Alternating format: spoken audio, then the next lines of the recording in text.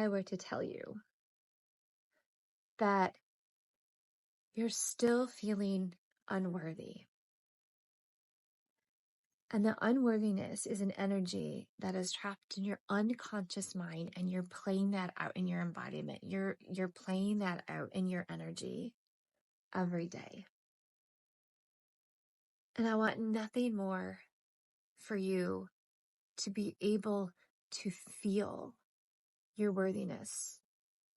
That is the sacred feminine. It's the internal experience relationship where you listen to that inner guidance, that inner knowing, your desire, and that's what leads you. That's what guides you in life.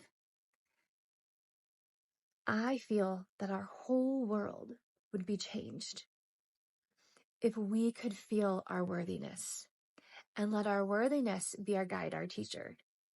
And I'm noticing right now with various healing professionals, spiritual teachers, coaches, therapists, I guess anybody in that transformational container holding capacity, I'm noticing very much there as well this energy of unworthiness. And what that tells me is that there still isn't that trust.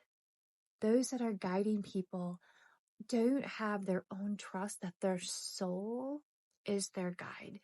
They're still leaning into their own control, into controlling things in the external. They don't trust that the divine feminine, the soul, will guide them into finding their dream, living their dream life.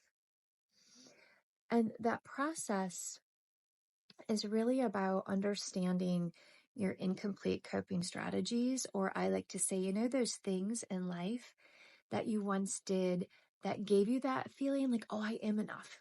Look at this. I'm doing this. I am enough. Look at these credentials. Look at this money. Look at this house. Look at this education. Whatever it is, like, I have meaning. I'm important. I'm making a difference in this world. Look at me. Look at what I'm doing. I'm okay. Whatever it is for you, we all have our own ways that give us this temporary feeling of being enough, that our worthiness has been proven. We are worthy enough based on what we're doing, but it's not authentic because we can never reach our worthiness in what we do. And when you go through that death and that rebirth, that spiritual rebirth, you're at this space where you no longer are engaging. You like intentionally get rid of or no longer engage in the things that you did to help you falsely feel like you're worthy, that you're enough, that you belong. You intentionally don't engage. And when you do that, you become incredibly sensitive, tender, raw. There's a lot of grieving that happens. But what happens in that space is you are deconstructing all of the beliefs that were put into you. It's so powerful. I remember a teacher one time telling me that you will once wake up and realize that everything around you is a lie, which was like incredibly powerful statement. And I'm like, what the heck does that mean? He was so spot on. So spot on. When you're in this space of this rebirth, you do start to shed all of the stories and you see the way that culture is living around you and that you followed that's not serving you. So we've been made to feel that we are sinful, like inherently in our way of being, that we are not enough for thousands of years. That takes a considerable amount of deprogramming. And if we were to do that, there would be so much love, the way we would treat ourselves, the way we would treat other people. Everybody's dream would come true. It's a bit, right? It's a bit mind-boggling. So if you're in this energetic space as well, it's like mind-boggling why we're being pressured to feel guilty for feeling good, for feeling guilty that we're worthy. Like just being free about it. It's mind-boggling. Okay, so let me share a story. I had mentioned that I just came back from vacation with my family. I'm from Michigan, and we traveled to Tennessee.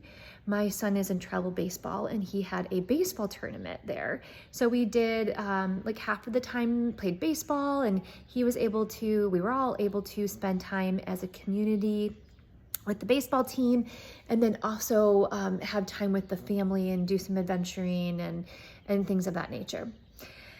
And I'm always taking everything in. I am incredibly energetic. That's how I help people connect and to feel their own soul. I pretty much know exactly what energy someone is holding really, really quickly, and I can do it in a collective manner, and I can feel it. And it's just what I do naturally. So of course, I am taking in the energy of the baseball teams, the parents, the players, the whole entire time. Also noticing the contrast of how I live and the energy that I hold in my life. Just feeling the difference. Walking away from that experience and going, there is no doubt that the majority of human beings feel unworthy. And you could feel that. So let me give you an example, even from my own son. And I'm maybe have a little smile on my face, but it's really painful because I can't teach him this. Trust me, I've tried. It's not working. He has to experience it on his own. He is an amazing baseball player. It is in his DNA. I mean, like, talk about someone's natural embodiment. Like, we didn't put that into him. He just is meant to play baseball. And he's also a great hitter, but he was going through this period of time where he was hitting the shit out of the ball, but it was being caught every time. And I don't know mechanics of that, so I do apologize if any baseball players are watching this, but however it was happening, I mean, the only hope that he would have is he'd hit it so hard and someone would drop it or something. But I mean, he was just hit it every time.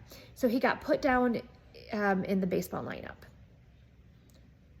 And immediately, this is in our response. We are conditioned to have this response. This is what he did. Mom, I have to work harder. I have to get my spot back fast. I have to focus more and put even more time and effort into this. And that's what he did. Do you think that he got better? No.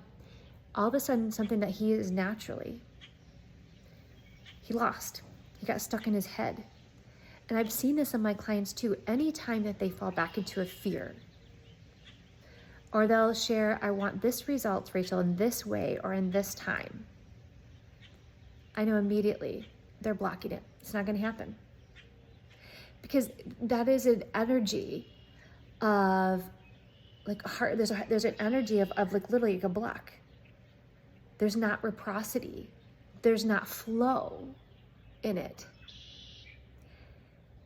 Watching this, the whole dynamics of a team and how if anybody maybe makes a mistake or doesn't show up or doesn't perform as well as they would like, the immediate reaction is work harder, focus harder. And every single time the wheels would come off. Work harder, focus more, never worked. What I've been telling and teaching and showing, documenting my life, is that the more you feel good, the more you're in flow, the more you're letting desire lead you, the more abundance happens, the more peace, the more joy, the more bliss. That is the truth. That is the truth. And I can't prove it to you. I'm just going to keep documenting my life. Seeing it in the game of baseball. The more in anything, really, it's just a metaphor. In any part of your life, the more pressure you put on yourself, the more that you're reenacting in your energy field, I'm not worthy enough right now. I got to put a lot of hours in and I got to get better. I got to get better. I got to do more, be more. Never going to happen. Now, you can work yourself to the bone and meet some of your goals. Yes, it will happen. But you won't be happy. You will not have that reciprocity. You will hit the glass ceiling. You will be fatigued. So interesting. But we don't believe it. We have been conditioned to feel unworthy, that we have to bleed, crawl on our knees, prove that we've repented, that we're sorry, that we'll do better, we're enough. And it is not working. So I was also telling a woman that I have a 2-hour spiritual practice every morning. And she was aghast. Now, keep in mind, I respect this woman, I like this woman, and I didn't take it personal at all. Her response was like literally like I was sinful. Now, keep in mind that when I went through my own death and rebirth, I understood before that I'd followed the status quo. I was an entrepreneur and I built a business, and the business was at the center of my life, and my lifestyle had to go around that business. Wrong. That is why I felt so unfulfilled, amongst many other things, but definitely unfulfilled. So when I, again, deconstructed every part of my life, my business, and started to rebuild, I knew that it was about my lifestyle, and that is the sacred feminine. Being in the sacred feminine 80% of the time and the sacred masculine 20% of the time, that I was receiving centered 80% of the time. So building a lifestyle, and then my business went around that to support, like receiving money, and how I was giving back was supporting my lifestyle. And having a 2-hour spiritual practice, that didn't just happen. Like, I think a lot of people assume things about me that are completely wrong because they don't see the big picture. They're like just getting like a 10-minute snapshot. And it's just easier for them to not believe because they're stuck in that scarcity. They're stuck in that place of unworthiness. That it took me years to be able to give myself space. And I couldn't imagine my life without that. And in fact, I'm continuing to document my journey. Let me just preface, I have 3 teenage girls here right now. You're gonna hear screaming in the background. I'll try to edit it, but it might not happen. I'm documenting this journey. It's so easy. I'm just showing you my true self, my real, like what's really happening. I am in love with indigenous cultures. Like I want it so bad. Teach me how to live like that. Right now I'm the suburban housewife. How do I be in reciprocity with the divine even more? Their whole lives is about giving and receiving. They have so much love and admiration. They're talking to the trees, they're giving, and they receive from it too. They just like, it's just beautiful. And I want to live my life like that. I could never, like, I feel my soul is the embodiment of the divine. Like I feel it inside of my heart. I want that all day, every day. I want it to be my guide. I don't want my spiritual life, my prayers, my asks, being and led by those little subtleties to happen just on a Sunday morning. I want it every day, all day. So she was aghast that I have a 2-hour spiritual practice. To me, that's like a bare minimum. I have some mentors, so I meditate for half an hour, and I have some mentors that meditate for 45 minutes in the morning. So it's just interesting. And then she asked me, well, what time do you go to work and what time do you leave? And I said, well, I usually start work at 10 o'clock, but it's summer and it's been 11 because I have to drive my kids all over the universe right now. And then I'm done by 3. She could not hide her reaction. It was just like how, like, that's just wrong. That is literally her response. She wasn't meaning to, because it's her that's being lied to. It's her that's being lied to. We have built a culture where its very premise is on like righteousness and hard work, and you get up in the morning and you quickly go to work and you work as hard as you can. And that's going to bring success. That's going to bring happiness. That's what's going to bring safety. And how wrong it would be if you didn't follow that. Like unheard of. that I would spend hours feeling my heart. Of course I can trust it. It's just a choice of where I spend my time. Could I spend that time making more money? Yeah. But I tell you what, the moment that I feel like I have to work for my worthiness, again, I'm right back like my son. It blocks. The more that I get to spend time in trust,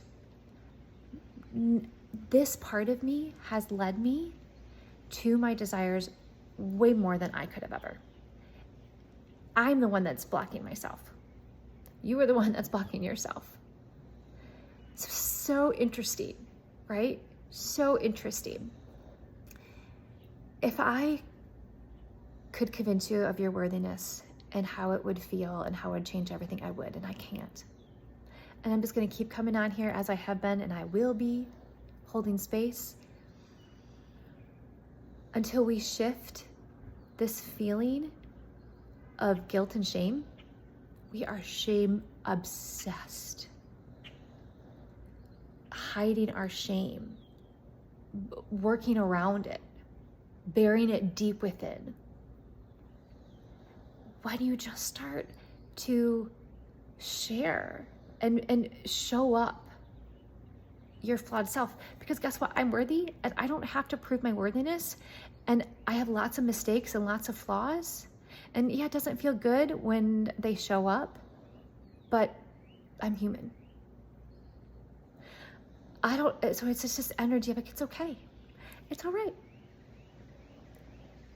And that's the kind of energy that I want to be around. Not the one of shame and judgment and you're not good enough and who the fuck do you think you are? Oh, no. Okay, so some takeaways. Be around other women who will support you, who know their worthiness and know your worthiness, and you can model and mirror their energy. If you don't have a spiritual practice, start one. You can start anywhere.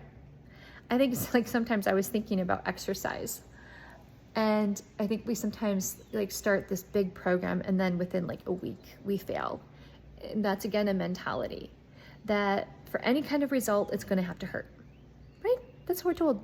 Any kind of positive result, like, fit body or whatever, it's going to have to hurt. You're going to have to work really, really hard. Wrong. When you do a spiritual practice, you are receiving. You get to receive. So don't do anything that feels painful, that just feels so arduous. Start small, but be consistent. All of this is about consistency. Okay? Start where you are. Do things that feel good. Do things that feel good.